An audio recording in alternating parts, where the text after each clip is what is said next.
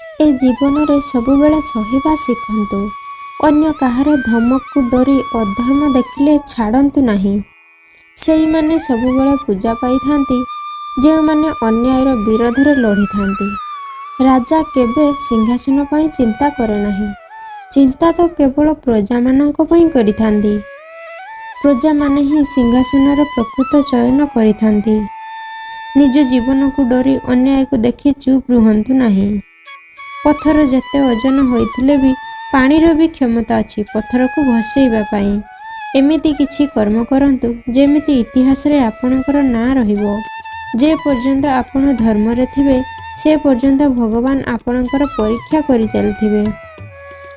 जेबे आपण भगवान को सब समर्पि देबे सेतेबेले भगवान आपण को निजर करि नेबे। भाई ए जीवन दुई दिनर एते गर्व अहंकार न करी धन संपत्ति मोहमाया बंधन मुक्त हेबा पई सबु जदि भगवान को समर्पि देबा तो ए जीवनर मूल्य भगवान आपण को निश्चय देबे।